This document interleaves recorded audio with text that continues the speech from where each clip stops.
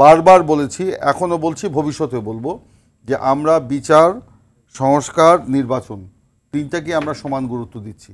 এবং আমরা বলেছি বিচার তো আপনি নিজেই বলেছেন এটা তো বিএনপি করার কিছু নেই না, কিন্তু আমার বলাতে তিনি তো সন্তুষ্ট হলেন না, তিনি বলেন ঘাপলা আছে। না, ঘাপলা, কোনো ঘাপলা নাই।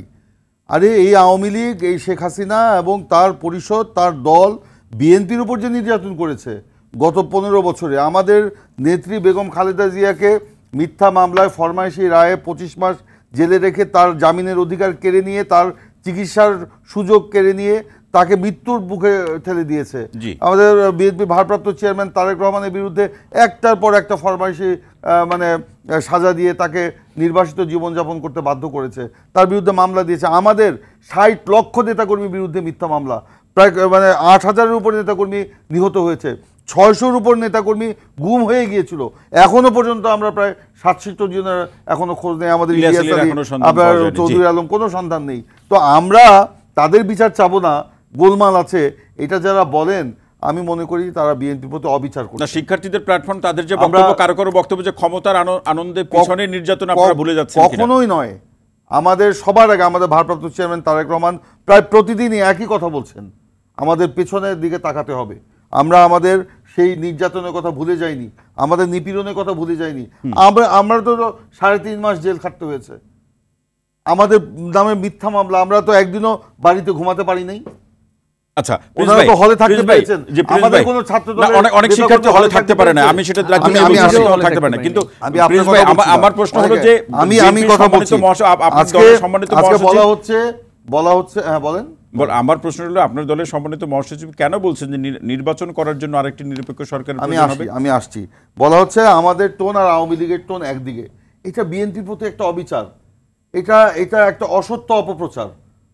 এবং এই জন্য এই কথাটা বলছি যে বিএনপির টোন অবশ্যই আমরা নির্বাচনের প্রশ্ন, আমরা আজকে দেখলাম যে নাগরিক কমিটির আহ্বায়ক কি নাম ওনার, নাসিরউদ্দিন পাটোয়ারি, সবসময় আলোচনায় থাকতে চান, এক একটা কথা বলে, তারা বলছে তাদের হাইয়েস্ট প্রায়োরিটি হচ্ছে বিচার এবং সংস্কার, নির্বাচনের কথা উনি বলছেনই না।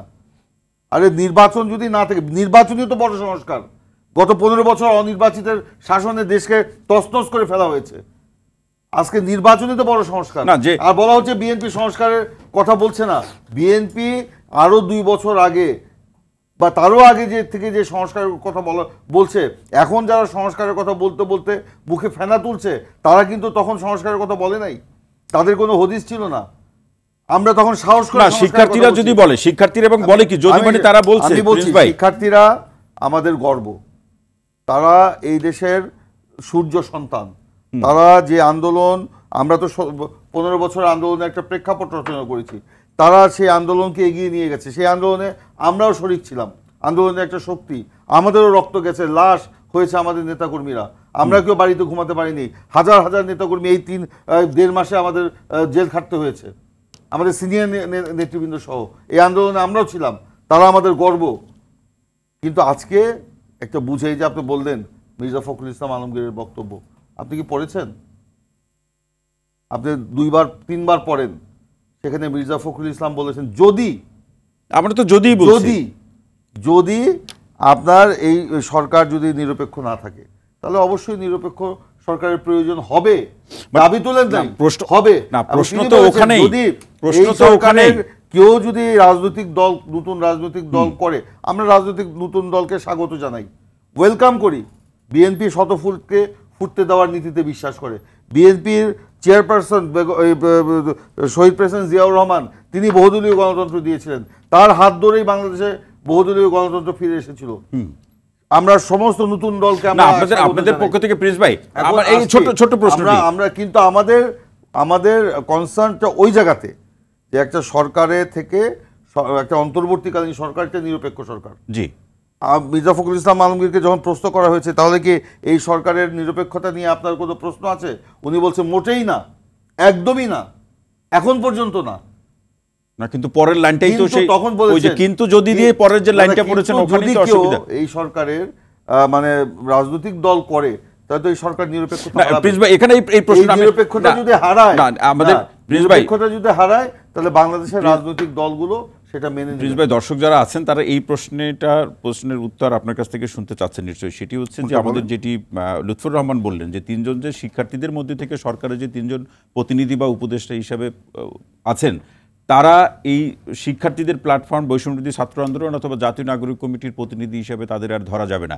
এই জায়গাতে আপনাদের কোনো বক্তব্য আছে কিনা? আসলে সঠিক নয়, ধরা যাবে না। তাদের সমস্ত কর্মকাণ্ড নাগরিক কমিটি কেন্দ্রিক এবং বৈষম্য বিরোধী ছাত্র আন্দোলন কেন্দ্রিক। হ্যাঁ, তারা হয়তো সরকারে আসার পরে সেই দলের বা সেই সংগঠনগুলোর সাংগঠনিক যে পদ ছিল সেখানে হয়তো এখন নাই, মানে সরকার আসার পর নিরপেক্ষ হতে পেরেছে। কিন্তু আমি বলতে দেন, জি ভাই, কিন্তু তারা তো অবশ্যই সেই রাজনৈতিক দলগুলোকে সেই প্ল্যাটফর্মগুলোকে প্রতিনিধিত্ব করছে। এটাকে অস্বীকার করা যাবে? করা যাবে না। তারপরেও ধরেন, আমরা তো মাঠে ময়দানে কাজ করি না রাজনৈতিক দল। আমরা কি মাঠে ময়দানে এই নতুন দলের যে আবির্ভাবের যে বিষয়গুলো আমরা দেখতে পাচ্ছি, বিভিন্ন সংস্থার যে তৎপরতা, আপনি তো বলছেন সেটা খোঁজ নিয়েই বলছেন, সেটা আমি স্পষ্টই করছি। জি, সেটা কি অস্বীকার করা যাবে? সেটা তো অস্বীকার করা যাবে না। এগুলি তো আমরা তো বিভিন্ন জায়গায় আমরা মানে টোকা দিলেই বুঝতে পারেন। না, টোকা দেওয়া হচ্ছে আমাদেরকে বিভিন্ন জায়গায়, পত্রিকায় তো এসছে। আপনাদেরকে অস্বীকার করতে দেখেছেন? ফেব্রুয়ারির মধ্যে দল আসবে এটা তারাই বলছেন। না, পত্রিকাতেও দেখেছেন যে সেখানে বিভিন্ন রাজনৈতিক দলের বঞ্চিত এবং যারা মানে ছিলেন, মানে কি বলে, ট্র্যাকের বাইরে আছেন, তাদেরকে নতুন দলের ব্যাপারে নক করা হচ্ছে। পত্রিকা এসছে না? হ্যাঁ, মানে তো এখন প্রেক্ষাপটটা এরকম, যারা এলাকায় জনপ্রিয় নিজ নিজ দল থেকে কে করছে? কোনো একটা সংস্থা করছে, সরকারি সংস্থা। আমাদের বক্তব্যটা ওই জায়গাতে। আর রাজনৈতিক দল করেন, ওয়েলকাম করব। রাজনৈতিক দল করেন, রাজনৈতিক প্রক্রিয়া। আপনাদের প্রশ্ন হলো যে সরকারের শক্তি বা ক্ষমতা বা সংস্থাগুলো ব্যবহার করে কেন, এটাই হলো প্রশ্ন। ওইটাই আমাদের প্রশ্ন। এবং আরেকটি বিষয় আরবার স্পষ্ট করি, মির্জা ফখরুল ইসলাম আলমগীর যে বক্তব্য দিয়েছেন এই সরকারের নিরপেক্ষতা হারানোর বিষয়ে বা সরকারের ভিতর থেকে রাজনৈতিক দলগুলো করার বিষয়ে, আজ থেকে প্রায় 25 দিন আগে জামাতি ইসলামীর আমির ডক্টর শফিকুর রহমান সেম বক্তব্য দিয়েছে। আপনারা সামাজিক গণমাধ্যমে তা দেখতে পেয়েছেন। কই, তখন তো এরকম প্রতিক্রিয়া আমরা কারো কাছে এটা কি প্রমাণ করে? পাই নাই। আচ্ছা, পান নাই, তাহলে কি প্রমাণ করে? এখনো শুধু মির্জা ফখরুল ইসলাম আলমগীরের বিরুদ্ধেই বা এই বক্তব্যের বিরুদ্ধে বলা হচ্ছে।